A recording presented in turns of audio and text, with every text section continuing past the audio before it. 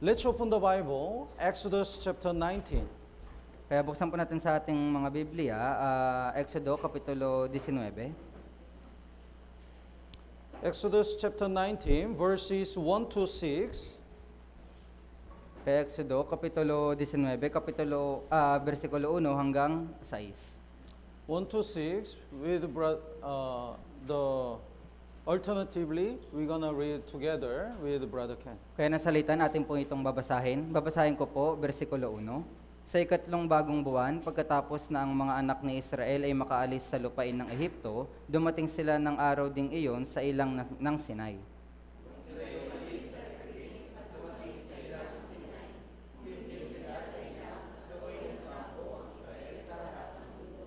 Si Moises ay umakyat tungo sa Diyos at tinawag siya ng Panginoon mula sa bundok na sinasabi, ganito ang sasabihin mo sa sambahayan ni Jacob at sasabihin mo sa mga anak ni Israel.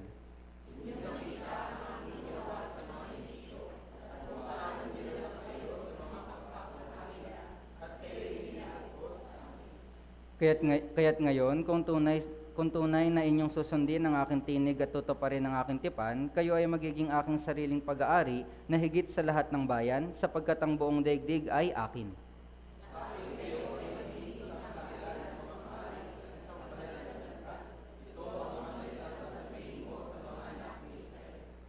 After Exodus, Israel people stayed in the wilderness. Kaya pagkatapos po ng Exodus, yung mga Israelita ay nanatili po sa ilang. And in verse 1, finally they came to the wilderness of Sinai, the mountain Sinai. At sa kahulihan doon po sa versikulo 1, ay nakarating na po sila doon sa ilang ng Sinai, sa mga bundok ng Sinai. And in the mountain of Sinai, Moses received the 10 commandments. At doon po sa mga bundok ng Sinai ay natanggap po ni Moises yung 10 utos.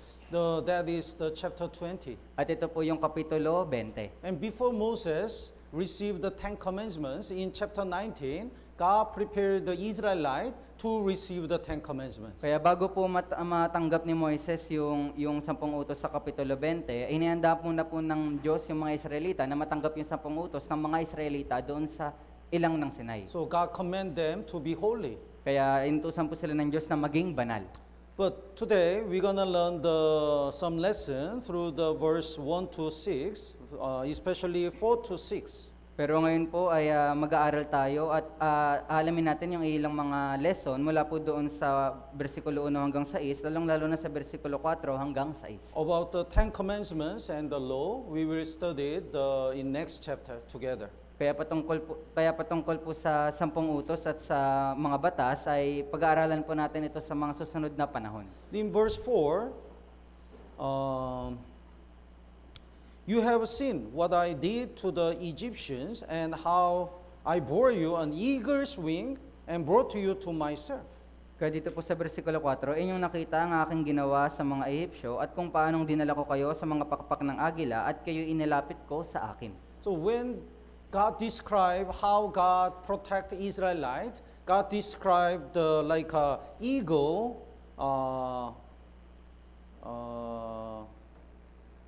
I bore you on eagle's wing and brought you to myself. Kaya nang ipinaliwanag po ng Diyos kung paano niya pinrotektahan yung mga Israelita, ganito po niya ipinaliwanag.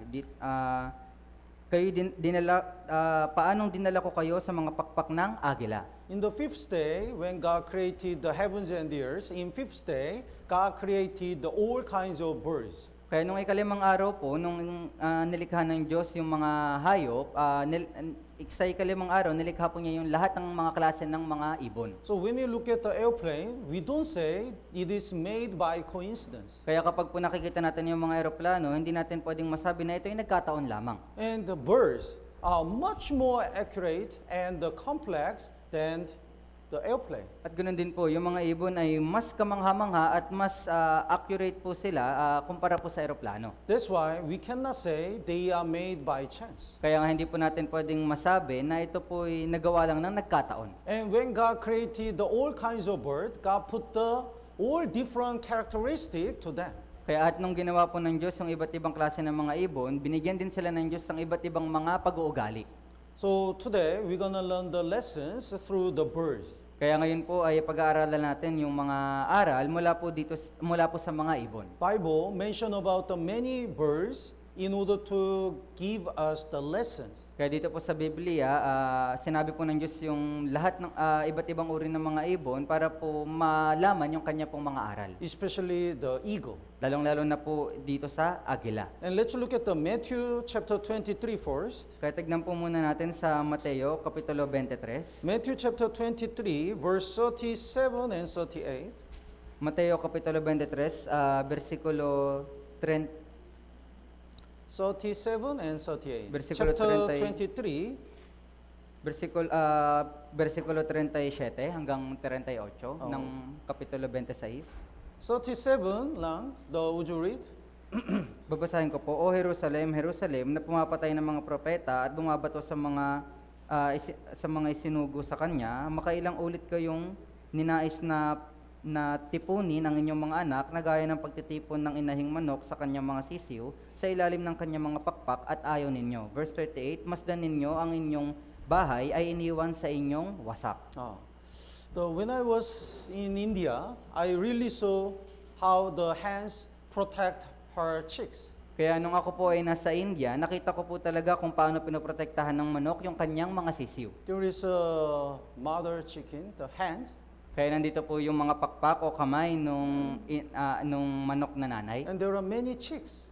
At marami po siyang mga sisiw. So cute. Kaya napaka-cute po nila. So I like to touch them, but that time the hens came to me and look at me like this. Kaya gusto ko po sana silang hawakan kaso po lumapit yung nanay na manok at tinignan ako ng ganito. And she calls all the chicks under her wings. At kanya pong tinawag yung lahat ng kanyang mga sisiw sa ilalim ng kanyang pakpak. Like this, God wants to call the all sinners to get salvation. Kaya kagaya po nito, ninanais po ng Diyos na tawagin yung lahat ng mga makasalanan. Under His wing, there is a salvation and all kinds of blessing. Kasi sa ilalim po ng kanyang ng mga pakpak, nandito po yung kaligtasan at lahat ng mga biyaya. But because of a sin, all people left God. Pero dahil po sa kasalanan, lahat po ng mga tao ay lumayo sa Diyos. God called Adam, Adam, where are you?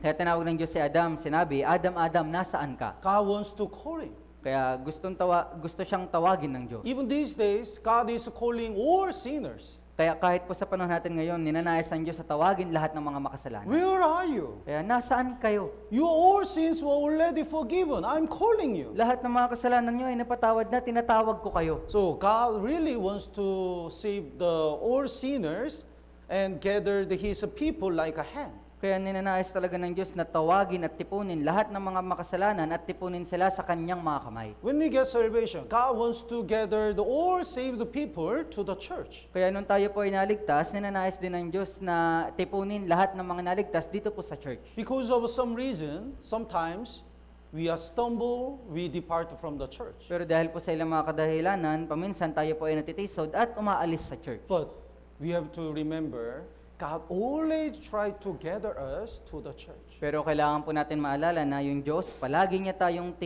sinusubukang itipon para po magtipon dito sa church. No matter what kind of sin we committed, God's still waiting for us. Ano mang klaseng kasalanan yung ating pong ginagawa o nagawa, yung Panginoon ay nananatiling nag-aantay pa rin sa atin. And let's look at Jeremiah chapter 8. Kaya tignan po natin sa Jeremias, Kapitulo 8. Here is the dove. Kaya nandito po yung pato, kalapate. Kalapati. Kalapati. Jeremiah chapter 8 verse 7. Kaya sa Jeremias, Kapitulo 8, versikulo 7.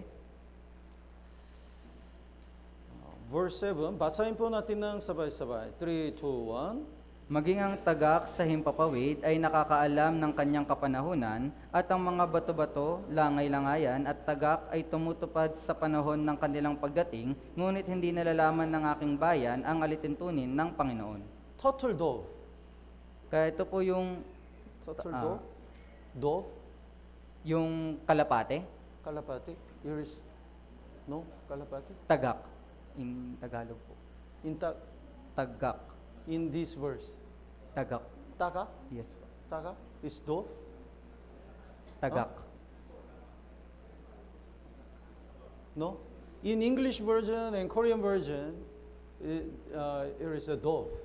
Kaya po sa English version at Korean version, ito po ay kalapati. You know the homing instinct, homing instinct, the instinct to like to return to home. Kaya alam niyo po yung homing instinct, ito po yung instinct o pag-uugali na gustong bumalik sa kanyang tahanan. So dove always return home. Kaya yung kalapati po, palagi po siyang bumabalik sa kanya pong tahanan. So sometimes people bet the money, which dove return home faster. Kaya paminsan po yung mga tao ay nagpupustahan na kung kaninong kalapati yung makakabalik sa kanyang tahanan ng mas mabilis. So when we get salvation, we have this nature. Kaya nung tayo po ay naligtas, nagkaroon po tayo ng ganitong likas. Even though we are outside the church, we know our real home is the church. Kaya kahit po na nasa labas tayo ng iglesia, nalalaman po natin na yung ating tunay na tahanan ay nasa iglesia. Even though we stayed in this world, we know our real home is heaven. Kahit na nananatili po tayo dito po sa sanlibutan, nalalaman natin na yung ating tunay na tahanan ay nasa langit. That's why if we really get salvation, even though we wandered outside the church for 1 year or for 2 years, we really return to home. Kaya nga kahit na po ay umalis tayo sa church at mag-wanders dito po sa mundo ng 1 taon o 2 taon, talagang ninanais po natin na makabalik dito po sa church. Luke chapter 15 verse 20. Lucas kapitulo 15 bersikulo 20. Basahin po natin ng sabay-sabay. 3, 2, 1. Siya'y tumindig at pumunta sa kanyang ama, subalit habang nasa malayo pa siya, natanaw siya ng kanyang ama at ito'y awang-awa sa kanya. Ang ama'y tumakbo, niyakap siya at hinagkan. Here is the Frodiger son, corrupted son. Kaya nandito po yung alibughang anak. He asked the father to give him his inheritance. Kaya hiningi po niya sa kanya pong ama na ibigay sa kanya yung kanyang mana. And he left home. At siya po ay umalis sa kanyang tahanan. And he wasted all his money on the reckless living. At kanya pong sinayang yung lahat po niyang mga kayamanan sa pamamagitan ng makamundong pagnanasa. So when he lost all the money, he didn't have any food. Kaya nung kanya pong sinayang yung lahat po ng kanyang mga kayamanan, wala na siyang anumang makain. So he stole the food for the pig and ate. Kaya siya po ay nagnanakaw na lang ng pagkain mula dun sa pagkain ng baboy at kanyang kinakain ito. Maybe he cried. Kaya siguro siya ay umiiyak. In my father's house, there are so many servants and so much food. Kaya dun sa bahay ng aking ama, napakaraming mga alipin at napakaraming mga pagkain. But now, look at me. I become a beggar and lost everything. Pero ngayon ako ay ganito na lamang isang alipin at nawala sa akin lahat-lahat. So he decided to go back home. Kaya ngayon siya po ay nagdesisyon na bumalik sa kanyang tahanan. He became really humble. Talaga pong siya ay higit na nagpakumbaba. And when he came to the father, he says, just consider me, just hire me as a servant. At nung pagpunta po niya sa kanya pong ama, sinabi niya sa kanyang ama na, pakiusap, kunin mo ako bilang iyong alipin. But that time, the father did like this, verse 20. Pero nung mga oras ito po yung ginawa ng kanyang anak, ng kanyang ama. Verse 20, basahin po natin ng sabay-sabay, 3, 2, 1. Siya'y tumindig at pumunta sa kanyang ama, subalit habang nasa malayo pa siya, natanaw siya ng kanyang ama at ito'y awang-awa sa kanya. Ang ama'y tumakbo, niyakap siya at hinagkan. Still far from the father. Kaya napakalayo pa po niya sa kanya pong ama. But when the father looked at that man, certain man, he worked like him. Pero nung nakita po nung kanyang ama yung isang lalaki na iyon na nakatayo, inisip niya na parang siya iyon. He looks like a father. Parang siya po ay yung kanyang ama. That is my son. Kaya yan ang aking anak. Then he didn't hesitate. He ran and hugged and kissed. At siya po ay hindi nag-alinlangan, siya ay tumakbo at hinagkan at hinalikan yung kanyang anak. Immediately, how did he find his son?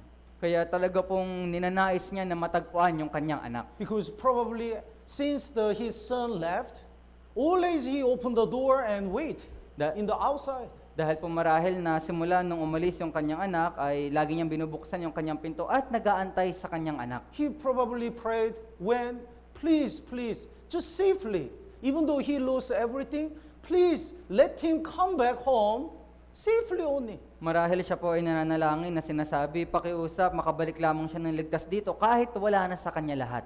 He has a great compassion. Bible says his father saw him and had. Kaya meron talaga siyang labis na simpatya sa kanyang asawa na sinasabi ng Biblia, at siya'y awang-awa sa kanya. Sometimes we stumble Kaya paminsan, tayo po ay natitisod. and we don't attend the church. At tayo po ay hindi na pumupunta sa church. Then we think our Christian life ends. At sa ganun, iniisip natin na yung ating buhay Kristiyano ay huminto na. And we think God will not wait for us anymore. At iniisip po natin na yung Diyos ay hindi na nag-aantay sa atin. But look at the verse 20. Pero tignan niyo po ito pong versikulo 20. God really wants us to return Kaya yung to Diyos, the church. kaya yung Diyos ninanais po niya talaga na tayo ay bumalik sa church. That is God's heart. And also, all the born-again Christian have the heart to return home. Kaya ito po yung puso ng Diyos at lahat po ng mga naipanganak na muli ng mga Kristiyano, ganito rin yung kanilang puso na ninanais na bumalik sa kanilang tahanan. So, if somebody says he gets salvation but he departed from the church forever and never come back, I don't know if he is a dove or raven. Kaya po yung sinasabi ng Biblia na kung yung isang tao sinasabi niyang siya ay naligtas at umalis sa church ng napakahabang panahon at hindi na bumalik, hindi ko po alam kung siya po ba ay kalapati o isang uwak.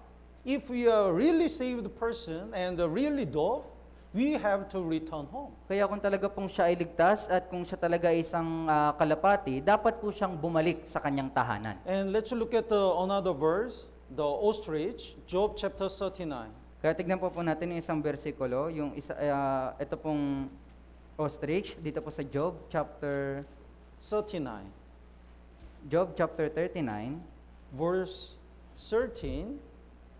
dito po sa versikulo 13. Would you read? Ang pakpak ng avestruz ay may pagmamalaking kumampay, ngunit ang mga iyon ba'y mga pakpak at balahibo ng pagmamahal? So the Bible says ostrich doesn't have the mother's love to the baby. Kaya sinasabi po ng Biblia na ito pong ostrich o yung avestruz ay wala pong pagmamahal na kagaya po ng sa ina. There is no mercy, no kindness. Kaya wala po siyang awa o wala man lang anong kabaitan. So verse 14 to 16, would you read? Kaya babasahin ko po, sapagkat iniiwan niya sa lupa ang kanyang mga itlog at pinaiinit ang mga iyon sa alabok na kinalilimutang baka mapisa ang mga iyon ng paa o ang mailap na hayop ay yumurak sa kanila. Up to 16. Verse 16, malupit siya sa kanyang mga sisiw na parang sila ay hindi kanya, bagaman ang kanyang gawa ay nawalang kabuluhan, hindi siya nangangamba. So when the ostrich raised the egg, she just put it in the sand. Kaya pagkatapos po mangitlog ng avestruz o ng ostrich, kanya lamang po itong pinapabayaan sa buhanginan. And she doesn't care At siya po ay walang pakialam. whether the baby comes or die, doesn't care. Kahit na po yung baby niya ay mamatay o mabuhay, wala po siyang pakialam. And if the ostrich feels thirsty, she break the egg, actually her baby, and drink. At kapag po yung avestruz o yung ostrich ay nauhaw, kanya pong winawasak yung kanya pong itlog at iniinom ito. And when she goes somewhere and come back, if she cannot find her egg, she doesn't care. At kung sakaling man na siya po ay pumunta kung saan at makabalik dun sa kanyang lugar, at kung hindi niya na makita yung kanyang itlog, wala siyang pakialam. Because she doesn't have mother's love. Dahil po siya ay wala pong pagmamahal na kagaya ng sa ina. The verse 17 says, God didn't give the mother's love to ostrich. Kaya sinabi po sa versikulo 17 na sapagkat ipinalimot sa kanya ng Diyos ang karunungan. Basahin po natin ng sabay-sabay. 3, 2, 1. Sapagkat ipinalimot sa kanya ng Diyos ang karunungan at hindi siya binahagian ng kaunawaan. So she cannot understand how much the lovely her egg is. Kaya hindi po niya maunawaan kung gaano kahalaga at kamahal-mahal yung kanyang mga itlog. Because God didn't give that understanding. Dahil po yung Panginoon hindi sa kanya binigay yung ganitong klaseng kaunawaan. What does it mean? Kaya ano pong ibig sabihin nito? If God doesn't give us the love, we cannot love anyone. Kaya kung hindi po tayo bibigyan ng Diyos ng pag-ibig, hindi po nating maaaring ibigin sino man. So before we got salvation, we couldn't love others and God Kaya bago po tayo maligtas, hindi po natin magawang mahalin yung iba at yung Diyos. because we didn't receive the love from God. Dahil hindi naman po tayo nakatanggap ng pag-ibig mula sa Diyos. But when we get salvation, we receive the unconditional love. Pero pagkatapos po nating maligtas, kaya tayo po ay nakatanggap ng walang kondisyon na pag-ibig. That's why we come to love God and love others. Kaya nga po nagkaroon tayo ng pagkakataon na mahalin yung Diyos at mahalin yung iba. Let's look at the John chapter 13. Kaya tignan po natin sa Juan, Kapitulo 13. John chapter 13, verse 36. Sa Juan, Kapitulo 13, versikulo 36. John chapter 13, verse 36. Juan, Kapitulo 13, versikulo 36. The Simon Peter said that he wants to follow Jesus. Kaya sinabi sa kanya ni Simon Pedro, kaya sinabi po ni Simon Pedro ay ninanais niyang sumunod kay Jesucristo. He said, Lord, where are you going? Kaya sinabi po niya na, Panginoon, saan ka pupunta? It means wherever you go, I want to follow you. Kaya ibig sabihin na saan ka man pumunta, gusto kong sumunod. But Jesus answered him, where I'm going, you cannot follow me now. Pero sumagot po si Jesus na sinasabi, sa pupuntahan ko ay hindi ka makakasunod sa akin ngayon. Because in this chapter, he didn't receive the love of Jesus. Dahil po dito sa kapitulo na ito, hindi pa po niya natatanggap yung pag-ibig ng Diyos. Jesus doesn't die for him yet. Hindi pa po namamatay si Jesucristo para sa kanya. He doesn't get salvation yet. Hindi pa po siya naliligtas. But Jesus said, but you shall follow me afterward. Pero sinabi po ng Diyos na ngunit pagkatapos ay makakasunod ka. When he looked at the Jesus died on the cross and resurrected, and Jesus said, the peace to you, peace with you. When he really received the love from Jesus, he is ready to die for Jesus. Kaya nung makita po niya na namatay si Jesucristo doon sa krus at idinanak yung kanyang dugo at nang isinabi sa kanila ni Jesus na kapayapaan ang sumayo, siya po talaga ay nagkaroon ng pangunawa at nagkaroon ng puso na talagang magsakripisyo para sa kanya. So 1 John chapter 4 verse 19 says, we love him because he first loved us. Kaya sinasabi po na sa unang Juan, Kapitulo 4, versikulo 19, na minamahal natin siya dahil una niya tayong inibig. So finally, when we receive the great love from God, we also love God and unsaved people. Kaya sa kahulihan, kapag po ating natanggap yung dakilang pag-ibig ng Diyos, magkakaroon din po tayo ng dakilang pag-ibig para sa Diyos at para sa ibang mga tao. Not like ostrich. Kaya hindi po katulad nung ostrich o nung avestruz. Ostrich is so selfish. Kaya ito pong ostrich ay napakamakasarili. She can sacrifice even her baby for herself. Kaya niya pong isakripisyo kahit na yung kanya pang mga anak para lang sa kanyang sarili. Because she doesn't have a love. Dahil po siya ay walang pag-ibig. But when we have the love, we can sacrifice for God and other people. Pero kung meron po tayong pag-ibig, kaya po nating magsakripisyo para sa Diyos at para sa mga tao. Do you know this one? Kaya alam niyo po ba yung mark na ito? Not this one. Kaya hindi po yung ganito. This one is God is first, Kaya ibig sabihin po nito, ito ay yung Panginoon yung una, and others is second, at yung iba ay pangalawa, and the third, the last one is me. at yung third ay yung panghuli ay ako. Don't do like this.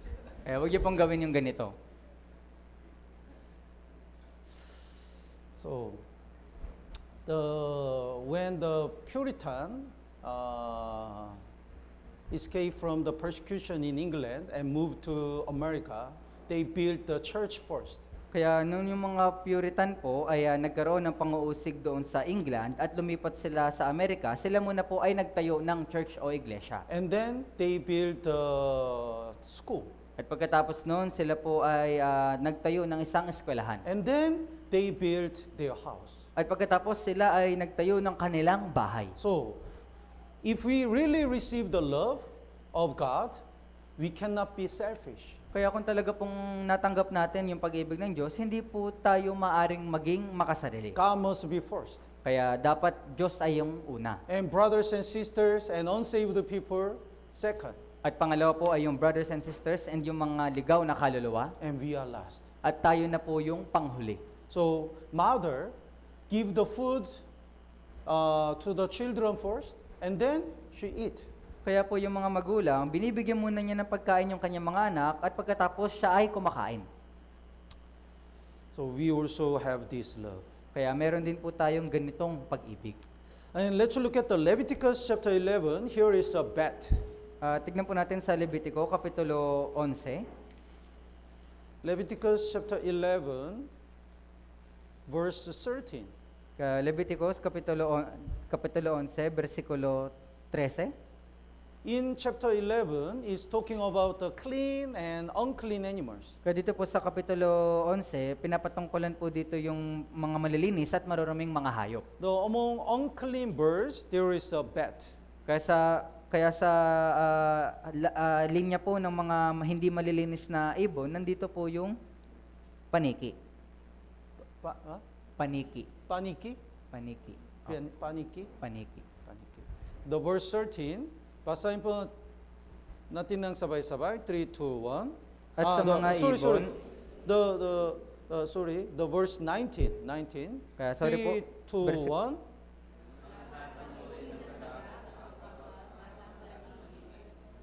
Verse 19. sorry po, versikulo 19, ang lahat ng uri ng tagak, kabag at mga paniki. Paniki.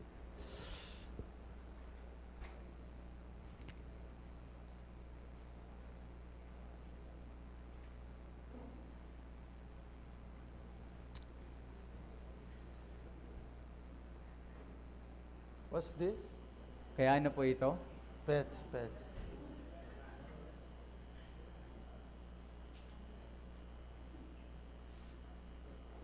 Bat is a bird or animal? Kaya yung paniki po, ito po ba'y hayop o isang ibon? Memor or bird? Kaya hayop o ibon? It has 4 legs, Kaya meron po siyang 4 na binti. but it has a wings. Pero meron po siyang pakpak. And instead of laying the egg, it gives a birth. At sa halip na po ay nangingitlog, siya po ay nanganganak. So, is bird or memor? Kaya siya po ay isa bang hayop o isang ibon? So there is one story, the kingdom of bird and kingdom of animal fought. Kaya meron pong isang kwento na yung kaharian ng mga hayop at kaharian po ng mga ibon ay nag-aaway. Then when the kingdom of birds wins, the birds stand here. Kaya kapag ka po yung kaharian ng mga ibon ay nananalo, yung paniki ay nananatili po sa kanila. He says, look at my wings, I'm bird. Kaya sinasabi po niya, tignan mo yung pakpak ko, ako ay ibon. But when the kingdom of animal wins, he stand here. Pero kapag naman nananalo po yung kaharian ng mga hayop, siya po ay nananatili doon. He says, look at my 4 legs, I'm animal. Kaya sinasabi po niya, tignan mo yung 4 na paa ko, ako ay isang hayop. And depending on the situation, he stand here and there. At depende po sa kanyang sitwasyon, siya po ay pumapanig dito o doon. And when they finish the war, the bat has no space, no place to stay. Kaya nga nung pagkatapos po nung digmaan, yung paniki, wala na po siyang anumang lugar na mapag-stayan. All birds says, you are animal. Kaya sinasabi po ng mga ibon na ikaw ay hayop. And all the animals says, you are birds. At sinasabi naman ng mga hayop na ikaw ay ibon. So why the bat is not clean? Because he doesn't make sure his identity. Kaya bakit po hindi malinis yung paniki? Dahil po hindi siya sigurado kung ano ba yung kanyang pagkakakilanlan. If we really get salvation, we have to make sure our identity. Dahil kung talaga po tayo ay tunay na naligtas, kailangan po natin dapat na sigurado kung ano ba yung ating pagkakakilanlan. No matter who tempts us, we have to boldly say, we are Christian. Kaya sino man yung tumukso po sa atin, dapat nating sabihin ng may katapangan na tayo po ay Kristiyano. No, I cannot drink alcohol. Kaya hindi ako maaring uminom ng alak. No, I cannot smoke a cigarette. Kaya hindi ako maaring manigarilyo. Viper? Kaya vape. Beeper? Vape. Vape? Oh, vape. I really got shocked when the teacher said the students, don't smoke. Then they said, I don't smoke, I just do What's the spelling? V A A P E P E. E. Vape? Yes. Vape. Oh, I just do the vape, not smoking. Kaya ako po talaga labis na nagulat nang narinig ko po na isang guro, sinabi po niya sa kanyang estudyante na huwag kang manigarilyo. Sinabi ng estudyante niya na hindi ako naninigarilyo, nagbe-vape lang. They don't think vape is smoking. Kaya hindi po niya naisip na yung vape ay paninigarilyo na rin. Serious. The standard of sin is getting lower and lower. Kaya po yung pamantayan ng kasalanan ay pababa na ng pababa. I really got shocked. Even the grade 7 or elementary school, he looks so young, but he's doing the vape.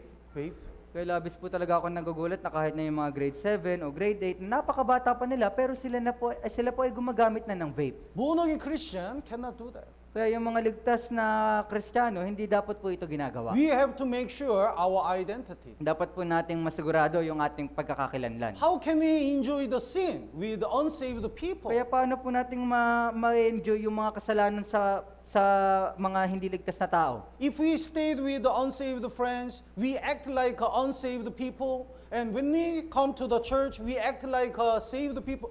What is this? Kapag tayo po ay nananatili sa ating mga kaibigan, umaasta tayo ng katulad ng hindi ligtas. At kapag naman nasa church tayo, umaasta tayo ng parang ligtas. Ano ito? Depending on the situation, our position can be changed. Depende po sa ating sitwasyon, yung ating posisyon ay nababago. So when I'm here, I'm a pastor. Kaya kapag ako ay nandito, ako ay isang But pastor. when I stayed with my wife, I'm a husband. Pero kapag po ako ay nasa aking asawa, ako po ay asawang lalaki. I'm a son when I stayed with my family. Kaya ako po ay anak na lalaki kapag ako ay nasa aking pamilya. But no matter what position is changed, one position is never and ever changed. Kaya I'm a Christian. Kaya anumang posisyon, kaya sa among posisyon tayo naroon, meron pong isang posisyon na hindi kailanman nagbabago, yun po ay ako ay Kristiyano. Tama po ba? So don't forget, we are born again Christian and we are the part of the church, ecclesia. Kaya pakiusap po, huwag niyo pong kalimutan na tayo po ay ligtas na Kristiyano at tayo po ay parte ng iglesia. Let's look at Joshua chapter 24. Kaya tignan po natin sa Joshua. Joshua chapter 24 verse 15. Sa Josue, Kapitulo 24, versikulo 15. Joshua chapter 24 verse 15. Would you read? Ngayon, kung ayaw ninyong maglingkod sa Panginoon, ay piliin ninyo sa araw na ito kung sino ang inyong paglilingkuran. Kung ang mga Diyos na pinaglilingkuran ng inyong mga ninuno sa kabila ng ilog, o ang mga Diyos ng mga Amoreo na ang lupain nila ay inyong tinitirhan, ngunit sa ganang akin at sa aking sambahayan, kami ay maglilingkod sa Panginoon. This is the last sermon of Joshua. Kaya ito po yung huling sermon po ni Josue. Before they entered the land of Canaan, Joshua really want to make sure identity of Israelite.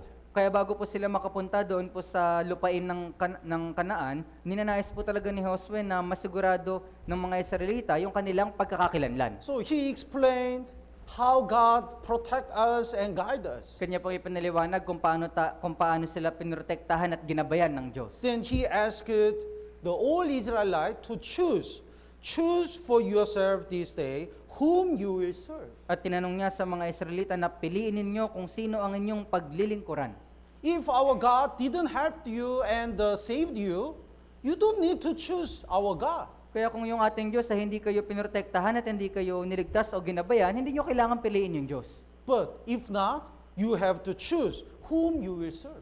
Pero kung hindi man, kailangan nyo pong piliin kung sino ang inyong paglilingkuran. Let's look at the 1 Kings chapter 18. Kaya tingnan po natin sa unang hari, kapitulo 18.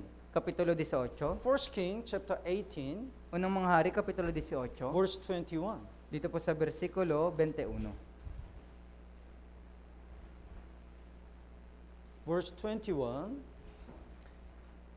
That time, Israelites worship so many idols and Gentile gods. Kaya noong mga panahon po na ito, yung mga Israelita ay sumasamba sa maraming Diyos-Diyosan at sa mga Diyos-Diyosan ng mga hintil. So, Eliah gathered the false prophets Kaya si Elias ay kanya pong tinipon yung mga propeta. And he boldly asked the all Israelite until when they hesitate to serve the Lord. At may katapangan po niya sinabi na hanggang kailan kayo mag-aalinlangan na paglingkuran yung Panginoon. Verse 21, basahin po natin ng sabay-sabay. 3, 2, 1. Si Elias ay lumapit sa buong bayan at nagsabi, hanggang kailan kayo magpapatalon-talon sa dalawang magkaibang kuro-kuro? Kung ang Panginoon ay Diyos, sumunod kayo sa Kanya, ngunit kung si Baal, sa Kanya kayo sumunod, at kung bayan ay hindi sumagot sa Kanya, kahit isang salita. How long will you falter between two opinions? Kaya hanggang kailan kayo magpapatalon-talon sa dalawang magkakaibang kuro-kuro? Make sure your identity. Kaya siguraduhin po ninyo yung inyong pagkakakilanlan. So even though we stayed in this world, we don't belong to this world. Kaya kahit na po tayo nananatili sa sanlibutan ito, hindi po tayo taga-sanlibutan. The fish swims in the sea, Kaya- but it's not salty. Kaya yung isda po, siya po ay lumalangoy sa karagatan pero hindi siya maalat. Oh, Pastor, the fish is salty. Pastor, yung isda po ay maalat. So you eat the seasoned fish. Kaya marahil ko po ay kumain ng timplado na isda. Original fish is not salty. Yung isda po na hindi pa templado, siya po ay hindi maalat. Even though they live in the salty water, sea water, salt doesn't come into their body. Kahit na po sila ay nananatili sa maalat po ng karagatan, yung asin ay hindi po pumapasok sa kanilang katawan. So we have to make sure our identity. Kaya kailangan po natin siguraduhin yung ating pagkakakilanlan. One man had the date with the two women. Kaya meron pong isang tao na nakikipag-date sa dalawang babae. Cheating. Kaya po siya ay nanloloko. One is elder than him, Kaya yung isa po ay mas matanda kaysa sa kanya, and this one is younger than him. at yung isa naman ay mas bata. So she wants him looks like an old man. At ito pong isa, gusto niya po na siya po ay magmukhang matanda. So whenever she met him, she pull out the black hair. Kaya sa tuwing sila po ay nakikita, kanya pong nilalagyan siya ng mga ng itim na buhok.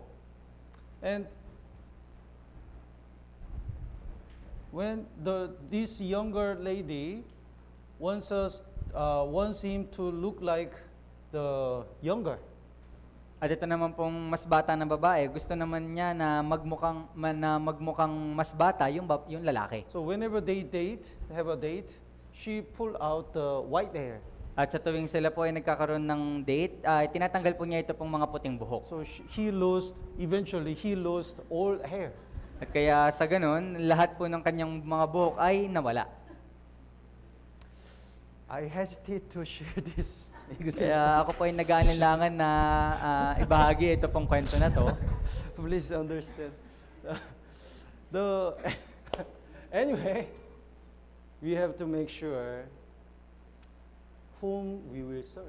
Pero gayon pa man, pakiusap, sana po malaman natin kung sino po, kailangan po natin masigurado kung sino yung ating paglilingkuran. Don't act like an unsaved person. Kaya wag po kayong umasta na parang hindi ligtas. Wherever we are, in the school, in the work, in the family, even alone, we must remember we are Christian. Nasaan man tayo naroroon, nasa eskwelahan, nasa trabaho, nasa pamilya, o kahit na tayo ay mag-isa, kailangan po nating maalala na tayo po ay Kristiyano. Not like a bat, we have to make sure we cannot hesitate whom we will serve. Hindi po katulad ng paniki na sana wag tayong mag-alinlangan kung sino yung ating paglilingkuran. Let's look at the Leviticus chapter 11. Kaya tignan po natin sa Levitico, Kapitulo 11. Leviticus chapter 11, verse 19. Levitico Kapitulo 11, versikulo 19. Here is another bird, 19. The stork, the heron, after its kind, and the hoopoe. Kaya meron pa pong iba pong uri ng mga ibon. Nandito po yung tagak at kabag. Huh? Kabag. Hoopoe. The third one, Kabag. kabak. kabag. Do you know kabak? Kaya alam niyo po ba yung This kabag? is the hupo. Hupo. Kaya ito po yung kabag. This bird is very famous as a dirty bird. Kaya ito pong ibon na ito ay sobrang sikat sa pagkakilala ng mga maruruming ibon. It smells very bad. Kaya napakabaho po ng kanyang amoy. And he like to make a nest in the dirty place. At ninanais po niya na gumawa ng pugad sa mga maruruming lugar. And he doesn't clean. At hindi po niya ito nililinis. So even though he has an egg and babies, still the nest is very messy and dirty. Kaya kahit na po siya ay meron ng mga itlog o mga sisiw, yung kanya pong pugad ay marumi pa rin. And he searched the food or insects in the dirty place. At siya po ay naghahanap ng mga pagkain na insekto sa mga maruruming mga lugar. That's why Bible says it's unclean. Kaya nga po sinasabi ng Biblia na siya po ay marumi. If we make sure our identity, how can we continue to commit a sin? Kaya kung nalalaman po natin ng malinaw yung ating pagkakakilanlan, paano pa tayong patuloy na gagawa ng kasalanan? Even though we commit so many dirty sins before we get salvation, when we get salvation, we have to stop all of that. Kahit na gumagawa po tayo ng napakaraming mga maruruming kasalanan bago tayo maligtas, pagkatapos ating maligtas, kailangan natin ito ihinto lahat. Let's look at the 1 Corinthians chapter 15. Kaya tignan po natin sa unang Korinto, Kapitulo 15. 1 Corinthians chapter 15, verse 33. Unang Korinto, Kapitulo 15, versikulo 33. Do not be deceived. Evil company corrupts good habits. Kaya huwag kayong padaya, ang masasamang kasamahan ay sumisira ng magagandang ugali. Brothers and sisters, some brothers, the Christian have many good habits. Kaya yung mga Kristiyano ay napakaraming mga mabubuting mga habit. We like to read the Bible. Kaya gusto po natin magbasa ng Biblia. We like to join the fellowship. Gusto po natin umattend sa mga fellowship. And we desire to save our people. At ninanais po natin na iligtas yung ating mga tao. But when we hang out with the evil company, we lose these all good habits. Pero kung tayo po ay sumasama at nakikisama sa mga masamang pag-uugali, nawawala po itong magagandang pag-uugali natin. Please remember, if you spend more time in the perfume shop, you smells like a perfume. Kaya pakiusap po, kung tayo po kailangan po nating maalala na kung tayo po ay nananatili ng matagal na panahon sa perfume shop, tayo po ay mangangamoy na mabango. Even though you don't do anything, automatically you smells like a perfume. Kahit na wala man po tayong anumang ginawa, ng automatic, tayo po ay mangangamoy ng kagaya ng pabango. But if you stayed in the fish market, you will smell the fish. Pero kung tayo naman po ay mananatili sa palengke ng mga nagtitinda ng isda, tayo po ay mangangamoy isda. I don't touch anything, but still smells like a fish. Kaya wala naman akong hinawakang anuman, pero ako pa rin ay nangamoy isda. So, if we hang out with the evil company, they influence a lot, affect a lot in our Christian life. Kaya nga kung tayo po ay patuloy na nakikisama sa mga may masasamang pag-uugali, ito ang ating pong buhay Kristiyano ay maapektuhan ng lubusan. Usually teenagers learn the smoking from the friends, or drinking alcohol learn from friends. Kaya kadalasan po yung mga kabataan, natututo po silang manigarilyo at uminom ng alak sa pamagitan ng kanilang mga kaibigan. You try. Kaya subukan mo lang. It's okay, please, you try. Kaya okay lang yan, subukan mo. Just one cup of. Kaya isang baso lang naman. Just one breath. Kaya isang hipak lang naman. You try. Kaya subukan mo. Just one date. Kaya isang date lang naman. Boyfriend or girlfriend. Only one time. Kaya boyfriend o girlfriend, isang beses lang naman. Evil company corrupts good habits. Kaya yung masasamang kasamahan ay sumisira ng magagandang ugali. So, we have to make sure our identity, and we always remember we are Christian and we cannot reach the dirty place. Kaya kailangan po natin masigurado yung ating pagkakakilanlan at laging maalala na tayo po ay Kristiyano upang hindi humipo ng mga maruruming bagay. And here is another lesson, the Matthew chapter 10, At ito po isa pang aral sa Mateo Kapitulo 10. verse 29. Mateo Kapitulo 10, versikulo 29. You know sparrow, very small bird, Kaya alam niyo po ba yung Maya? Maya, Maya. Maya, Maya. We have a application, Maya. Same word, Maya. So the meaning is sparrow. Anyway, verse 29. Basahin po natin ng sabay-sabay. 3, 2, 1. Hindi ba'y pinagbibili ng isang kusing ang dalawang maya, ngunit isa man sa kanila ay hindi mahuhulog sa lupa na hindi batid ng inyong ama? So if God doesn't allow, even one sparrow cannot die. Kaya kung hindi po ipahihintulot ng Diyos, kahit na po isang maya, hindi mamamatay. Then, the verse 31, let's read it together. 3, 2, 1. Huwag nga kayong matakot, kayo ay higit na mahalaga kaysa maraming maya. We are much more valuable than sparrows. Kaya tayo po ay higit na mas mahalaga kaysa mga maya. That's what it means. If God doesn't allow, nothing happened to us. Kaya ibig sabihin po, kung hindi ipahihintulot ng Diyos, walang anumang mangyayari sa atin. It means all the suffering and all the happening to us is allowed by God. Kaya ibig sabihin po, lahat ng mga kahirapan, lahat ng nangyayari po sa atin, ito po ay kinasihan o may gabay ng Diyos. That's why we can trust there must be God's will and better plan. Kaya nga maaari po tayong magtiwala na merong kalooban ng Diyos at meron siyang higit na plano. If we are sick, there must be God's another plan. Kaya kung tayo po ay merong sakit, meron pong higit na plano yung Diyos. If we lose something, there must be God's another plan. Kung meron mang mawala po sa atin, meron pa pong ibang plano yung Diyos. So, the Bible says, do not fear, therefore you are of more value than many sparrows. Kaya sinasabi po ng Biblia na huwag nga kayong matakot, kayo ay higit na mahalaga kaysa maraming maya. And another lesson is, it really touched my heart, the verse 29, not 2 sparrows sold for a copper coin.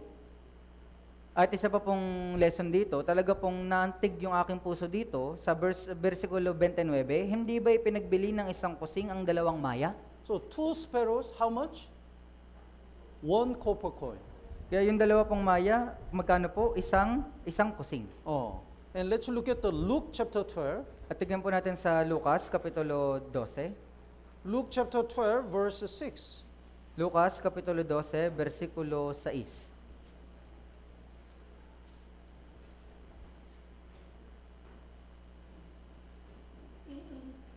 Basahin po natin ng sabay-sabay. 3, 2, 1. Hindi ba'y pinagbili ang 5 maya sa halagang 2 sentimos, isa man sa kanila ay hindi nalilimutan ng Diyos. So 5 sparrows, how much? 2 Kaya yung- copper coins. Kaya yung 5 maya po, magkano? 2 sentimos. If they pay the 2 copper coin, there must be 4 sparrows, right? Kaya kung siya po ay magbabayad ng 2 sentimos, dapat meron pong 4 na maya. Because 2 sparrows is 1 coin. Dahil po yung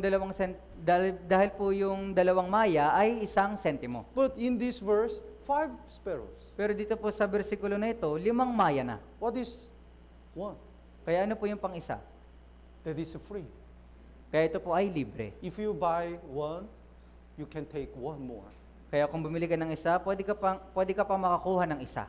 If you buy 4 sparrows, I'll give 1 more for free.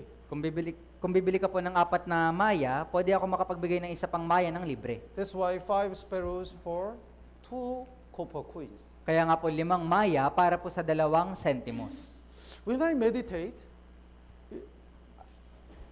it really touched my heart because Jesus knows not only great things, but also very minor and small things. Kaya nga po, nung akin po itong pinagbubulay-bulayan, talaga pong hinimok nito yung aking puso dahil po si Jesucristo, hindi lang po yung mga dakilang bagay, kundi pati yung pinakamaliliit na mga bagay. It means He knows even our small concern and tiny pain. Kaya ibig sabihin po na nalalaman po niya na kahit yung pinakamaliliit po natin ng mga concern o mga sakit ay alam na alam po niya. Honestly, I like to share the one story with about my wife. don't tell my wife. Kaya sa katunayan, ninanais ko po na magbahagi ng isang kwento patungkol sa aking asawa. Huwag niyo po ito sasabihin sa aking asawa. When we got married, almost the beginning, I got a car accident. Kaya nung kami po ay naikasal, nung pasimula pa lang ng aming pong kasal, ako po ay nagkaroon ng aksidente sa sasakyan. Another car hit the backside of my car. Kaya yung isa pong sasakyan ay binangga yung likod ng parte ng aking sasakyan. So pain in the neck and the headache. Kaya nakaramdam po ako ng sakit sa aking leeg at sakit pananakit ng ulo. It was very late night, so I worried if my wife worried. Kaya ito po ay hating gabi na at ako ay nag-aalala kung nag-aalala ba yung aking asawa. So I called her. Kaya tinawagan ko po siya. Because of car accident, I'm gonna be late. Don't worry. Kaya dahil sa aksidente sa sasakyan, ako ay makakauwi ng late, kaya huwag kang mag-alala. She said, I'm not worried. Kaya sinabi po niya na, hindi ako nag-aalala. Okay. Kaya sabi ko, okay. Worry about me. When I heard that, she saw so many serious patient in the hospital. Kaya nung narinig ko po iyon, at nung pagka-uwi ko, nakita ko po na na marami po siyang mga pasyente pa na mas malala yung kondisyon. So she thought, if I can call her, it means I'm still alive and I'm okay. Kaya inisip po niya na kung nagawa ko siyang tawagan, ibig sabihin ako ay buhay pa at ako ay ayos lang. If somebody calls her, that is a serious case. At kung merong iba na tumawag sa kanya, yun po ay mas malala ng sitwasyon. So she doesn't care the minor things. Kaya wala po siyang pakialam dun sa mga maliliit na bagay. It's nothing, it's okay. Wala lang yan, okay lang yan. It hurts me. Kaya ako po ay nasaktan talaga. I have a pain. Kaya I got the car accident. Kaya meron akong sakit na nararamdaman. Ako ay na-aksidente sa sasakyan. Our Lord Jesus Christ is not like this. Kaya yung ating pong Panginoon na si Jesucristo, hindi po kagaya nito. I think it's so minor pain. So nobody cares my little problem, but God cares. Kaya sa tingin ko, maliit lang naman na concern ito at napakaliit lang na problema kaya siguro walang may pakialam. Pero yung Diyos, may pakialam. Sometimes we also, even we ignore the smallest concern or the things, but God cares even our smallest pain and concern. Kaya paminsan, kahit na po tayo mismo ay binabaliwala natin yung mga maliliit na concern o sakit, pero yung Diyos, Kanya pong pinahahalagahan at inaalagaan yung mga maliliit na problema na ito. God is great and almighty God. And also, God is very sensitive. Kaya yung Diyos ay dakila at makapangyarihan na Diyos at ganoon din yung Diyos ay talagang sobrang sensitibo. So, the next verse 7, basahin po natin ng sabay-sabay, 3, 2, 1. Ngunit maging ang mga buhok ng iyong ulo ay bilang na lahat, huwag kayong matakot, higit kayong mahalaga kaysa maraming maya. God count even our number of hairs. Kaya yung Diyos, kahit na yung bilang ng ating mga buhok ay Kanyang binibilang. We don't care, but God cares. Kaya wala tayong pakialam, pero yung Panginoon may pakialam siya. So, God always cares how to protect us and even our minor things. Kaya yung Panginoon, palagi po niyang inaalala kung paano tayo po protektahan kahit na yung mga maliliit na mga bagay. And about eagle, let's look at Job chapter 39. Kaya patungkol po sa agila, tingnan po natin sa Job, Kapitulo 39. Job chapter 39, verse 27. Sa Job, Kapitulo 39, versikulo 27. Job chapter 39, verse 27.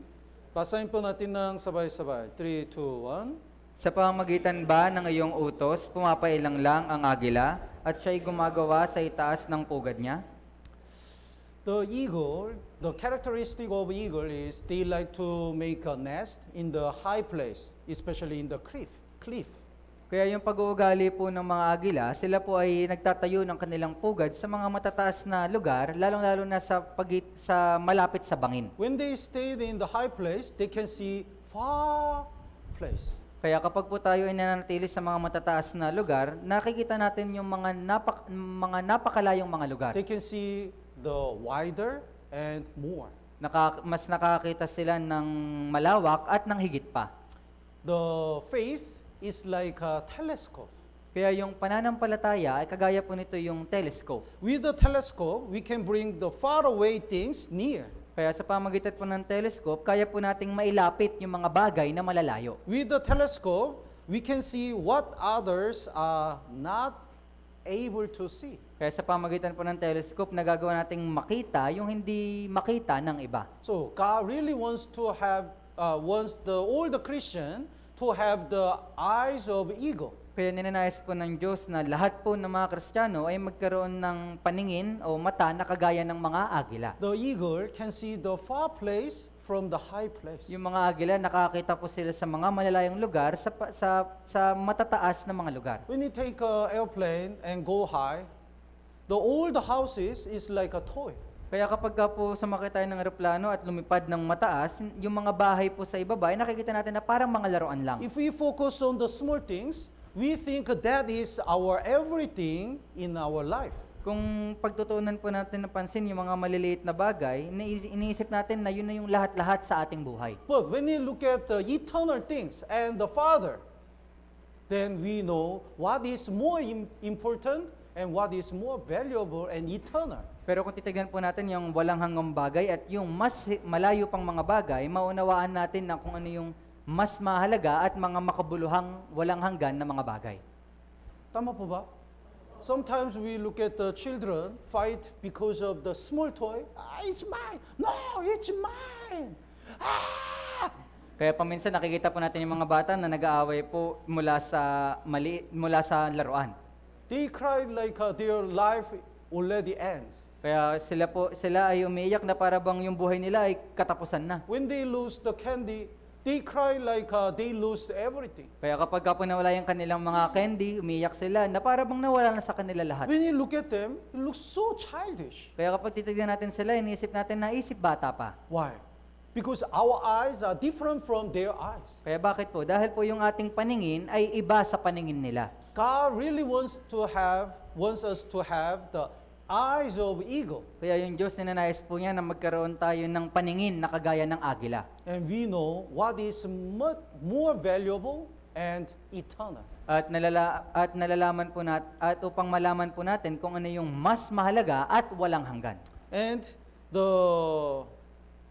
let's look at Job chapter 9, Kaya tignan po natin sa Job kapitulo 9, verse 26. versikulo 26.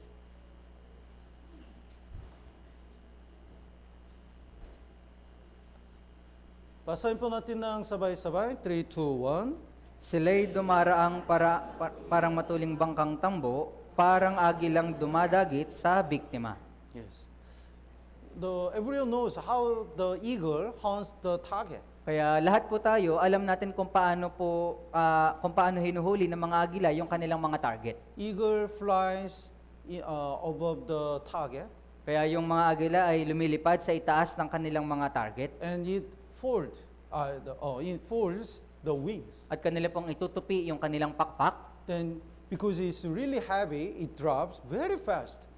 I heard more than 160 km per hour. Speed is so fast.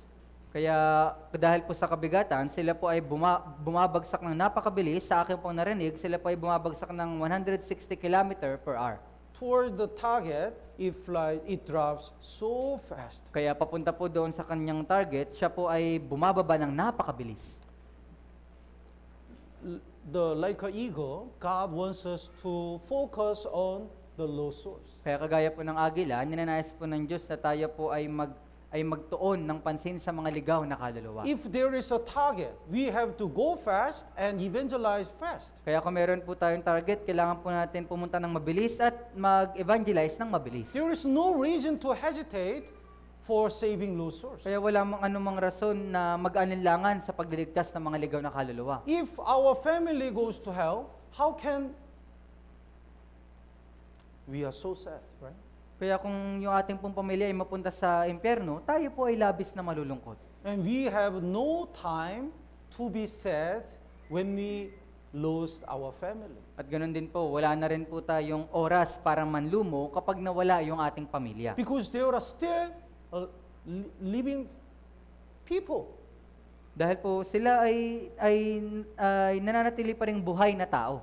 So we have to focus on the other unsaved family to get salvation. Kaya kailangan po natin higit na magtuon ng pansin sa iba pa pong mga ligtas na pamilya natin na sila po ay maligtas. The eagle doesn't hesitate to go fast to hunt to the target. Kaya yung agila po, hindi po siya nag-aalinlangan na pumunta ng mabilis mula po sa kanyang target. If there is someone who is seeking the truth, we must not hesitate and go and preach the gospel. Kung meron pong isang tao na ninanais na malaman yung katotohanan, hindi po dapat tayo mag-aalinlangan na pumunta ng mabilis doon at ipangaral yung ebanghelyo. And let's look at the last one, the Deuteronomy chapter 32, At tingnan po natin sa huli, sa Deuteronomio, Kapitulo 32, verse 11, sa versikulo 11, verse 11 and 12.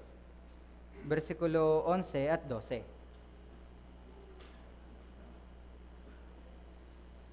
Basahin po natin ng sabay-sabay, 3, 2, 1. Gaya ng agila na ginagalaw ang kanyang pugad, na pumapagaspas sa kanyang mga inakay, kanyang ibinubuka ang kanyang mga pakpak at nakinukuha sila, kanyang dinadala sa ibabaw ng kanyang mga pakpak.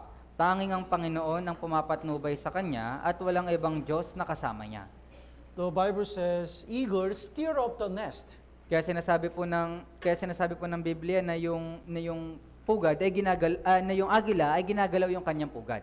So in the cliff, the eagle make the nest. Kaya doon po sa bangin, yung agila po ay kanyang ginagalaw yung kanyang pugad. Here is a baby, Kaya meron po dito yung mga inahin. and here is a eagle. At nandito po yung agila. Anyway, eagle. The nest inside is very soft and comfortable. Kaya yung loob po ng pugad ay napakalambot at napaka-komportable. So, the babies wants to stay in the nest. Kaya nga po yung mga baby, ninanais po nila na manatili lang doon sa pugad. Soft, and every day, the eagle, the mother, the father gives the feed them. Kaya yung mga sanggol po, ninanais nila na manatili dito dahil malambot at komportable at yung kanila pong ama ay pinapakain sila. So probably they said, we don't need to fly Kaya marahil sinasabi po nila na hindi na namin kailangan lumipad. because for breakfast, lunch, dinner, Father always feed us. Dahil mula umagahan, tanghalian at hapunan, yung aming ama ay palagi kaming pinapakain. Even though they already grew up and have to learn how to fly and how to live as an eagle, they don't want to go out. Kaya kahit na po sila ay lumaki na at kailangan na nilang matuto na lumipad at matuto kung paano maging agila, ayaw na po nilang lumabas. Then the father stir up the nest, Kaya nga sa gayon, yung kanila pong ama ay ginagalaw yung pugad. and there are many sharp things and the thorns, At marami pong mga matutulis sa bagay at mga tinik. so they cannot stay properly, At hindi po sila comfortably. at hindi po sila makapanatili ng maayos o ng komportable. So they work like this. Kaya nagalakad po sila ng kagaya nito. That time, father pushed them. At ng mga oras na iyon, yung kanila pong ama ay tinulak sila.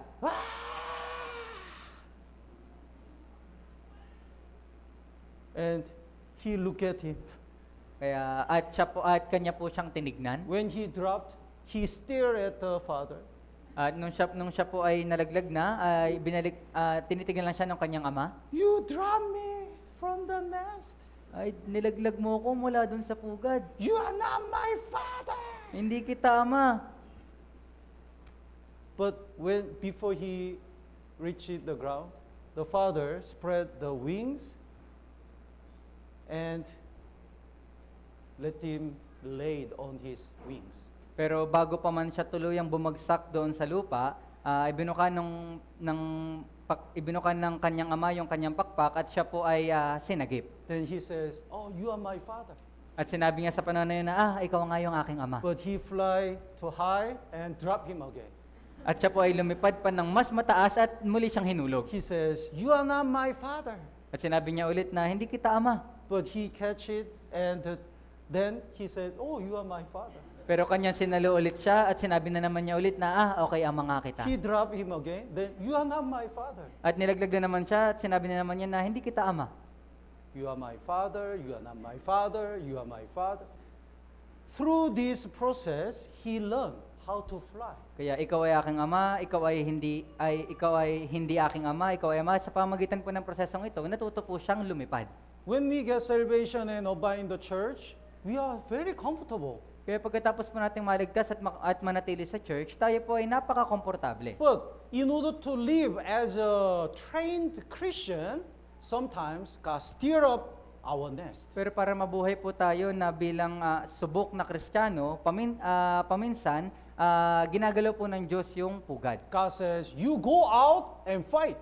Sinasabi ng Diyos na ikaw ay lumabas at makipaglaban. You have to learn how to fly. Kailangan mo matuto kung paano lumipad. You have to learn how to overcome all your difficulties. Kailangan mo matuto kung paano mo mapagtatagumpayan lahat ng mga kahirapan mo. If we don't know, sometimes we say, you are my father, you are not my father, you are my father, you are not my father. We complain. Kaya kung minsan pag hindi natin alam, sinasabi natin na ikaw ay aking ama, ikaw ay hindi aking ama, ikaw ay aking ama, tayo po ay nagrereklamo. If we know that is training, no matter what we are in, we believe God is training us and we will grow up more. Pero kung alam po natin na ito po ay pagsasanay ng Diyos, nasaan man tayong lugar, tayo po ay sinasanay ng Diyos upang tayo po ay higit na lumago. Think about this. We invite so many people for Bible seminar. Kaya isipin niyo po ito, di ba po tayo ay nag-imbita ng napakaraming tao para po sa Bible seminar? Only few people listen the Bible seminar. Pero kaunting tao lamang po yung nakikinig ng Bible seminar. But not everyone gets salvation. Pero hindi rin lahat ay naliligtas. Among them, only few people get salvation. Kaya mula sa kanila, kaunti lang yung mga naliligtas. But not everyone abide in the church. Pero hindi rin lahat ay nananatili sa church. Only few people abide in the church. Kaya konting mga tao lang din yung nananatili sa church. But not everyone are trained well as a man of God. Pero hindi po lahat ay higit na sanay bilang tao ng Diyos. Only few people are trained well and they are really used by God so wonderfully. Kaya kaunting tao lamang po yung sanay at sila po ay ginagamit ng Diyos ang napakadakila. So God wants to train each one of us. Kaya ninanais po ng Diyos na tayo ay sanayin. The best way is steering the nest. Kaya yung the best way ay yung galawin ng Diyos yung pugad. Sometimes we have a headache. Kaya I have so many problems. paminsan sumasakit yung ating ulo na napakarami ko namang problema. That's the time for God to steer up your nest Kaya yun po yung oras para sa Diyos na galawin yung iyong pugad. in order to train us, Kaya para lang ikaw ay sanayin. in order to make us strong, trained Christian. Kaya para tayo ay maging ganap na malakas at sanay na Kristiyano. 나인tindihan po? So today we learn the lesson through the birds in the Bible. Kaya ngayon po ay natuto tayo ng napakaraming aral mula po sa mga ibon dito sa Biblia. God always care us and protect us. Kaya yung Diyos palagi po tayong ginagabayan at pinoprotektahan. Also, God always train us. At ganoon din, palagi po tayong sinasanay ng Diyos. So if we really believe this, there is nothing to worry and nothing to fear. Kaya kung talagang naniniwala po tayo sa bagay na ito, wala po tayong anumang dapat katakutan o ikangamba. Tama po ba? Let's pray together. Kaya tayo po ay manalangin.